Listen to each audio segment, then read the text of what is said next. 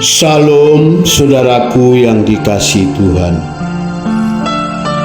Bagaimana cara kita membedakan anak-anak Tuhan dan anak-anak kegelapan? Ini dapat dilihat dari perilakunya, saudara, dari kehidupan, buah-buah kehidupannya dalam kesehariannya. Karena kita sudah memasuki zaman akhir, banyak orang mengaku sebagai anak Tuhan, sebagai orang percaya, pengikut Tuhan, orang yang rajin beribadah ke gereja, tetapi kehidupannya masih sama dengan anak-anak dunia. Mereka masih hidup menghalalkan segala cara. Mereka kejam, tidak ada kasih. Mereka berani menjual nama Tuhan demi harta, demi keuntungan. Ini dapat dilihat kualitas kerohanian seseorang, dapat dilihat bagaimana dia memperlakukan terhadap sesamanya, bagaimana dia berurusan dengan uang atau harta. Ini nampak sekali bahwa itu anak Tuhan atau anak-anak kegelapan. Saudaraku yang dikasihi Tuhan, karena firman Tuhan sudah mengingatkan sabda Tuhan Yesus, dari buahnya lah kita bisa melihat mereka, saudara. Jadi melalui kebenaran renungan firman Tuhan hari ini, saudara dan saya jangan mudah tertipu dengan penampilan orang-orang.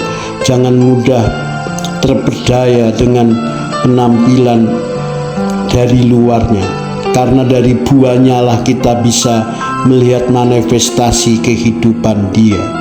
Saudaraku yang dikasihi Tuhan, kita sudah memasuki di zaman akhir.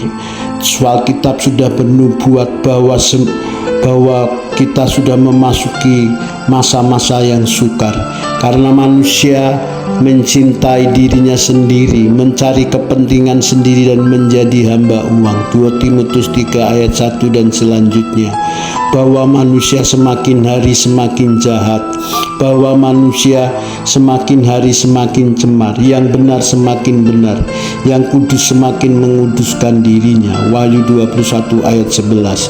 Saudaraku yang dikasihi Tuhan, maka tidak ada waktu lagi saudara main-main dengan dosa. Saudara dituntut di zaman akhir ini, saudara harus serius mengambil keputusan. Bagaimana saudara mengambil keputusan untuk menjadi orang-orang yang berkenan di hadapan Tuhan, orang-orang yang di mata Tuhan memenuhi standar anak-anak kerajaan surga. Jangan sampai saudara sepertinya rajin beribadah, rajin ke gereja, mengaku sebagai pengikut Kristus, tetapi kehidupan saudara tidak didapati Tuhan berkenan di hadapan Dia.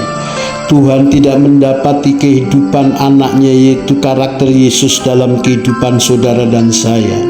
Ini sungguh sangat menyedihkan, saudara, karena banyak orang kelak di akhir hidupnya akan ditolak Tuhan. Alkitab sudah bernubuat, bukan orang yang berseru kepadaku Tuhan, Tuhan, mengusir setan, bernubuat, bahkan mengadakan mujizat, tetapi enyalah engkau di hadapanku, semua kalian yang berbuat kejahatan. Saudara-saudaraku, ini sudah dinubuatkan di Alkitab Matius 7 ayat 21-23. Jadi tidak jaminan, saudara, orang mengaku sebagai anak Tuhan, sebagai orang gereja, ataupun menjadi hamba Tuhan, kalau berurusan dengan harta fana saja sudah tidak jujur, terutama urusan uang, urusan harta, mereka masih hidup menghalalkan segala cara. Orang-orang ini bukan anak Tuhan, tetapi anak-anak kegelapan, anak-anak iblis. Karena dari pengalaman saya yang ada, saya menjumpai orang-orang banyak mengaku sebagai pengikut Kristus, tetapi mereka tidak bertanggung jawab. Mereka kalau punya hutang tidak mau membayar. Mereka masih kejam, bisa menipu, merugikan sesama anak Tuhan karena uang. Mereka masih gila jabatan, gila hormat. Di dalam lingkungan gereja sendiri saling tikam menikam, saudara. Ini mengerikan sekali. Bahkan banyak hamba-hamba Tuhan, gembala-gembala, mereka yang mengaku sebagai pendeta, mereka hanya memperhatikan jemaat-jemaat yang hartanya banyak, orang-orang kaya, sedangkan orang-orang miskin mereka tidak diperhatikan.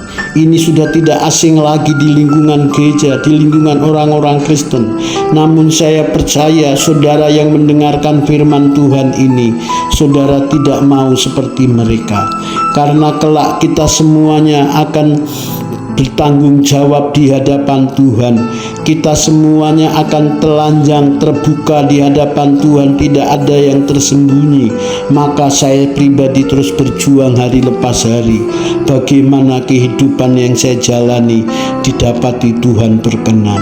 Saya sering masih melakukan hal yang tidak berkenan, mungkin salah berucap, segala tindakan perkataan saya sering menyakiti hati Tuhan. Maka saya terus berjuang, karena 2 Korintus 5 ayat 9 kata Rasul Paulus, aku berusaha hidup berkenan di hadapan Tuhan, baik di dalam tubuh ini maupun di luar tubuh ini.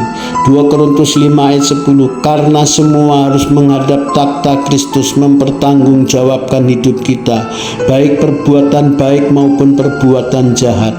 Saudaraku yang dikasihi Tuhan, maka saudara melalui kebenaran firman Tuhan ini, saudara semakin sungguh-sungguh ada ketekatan mau berubah, mau bertobat sungguh-sungguh.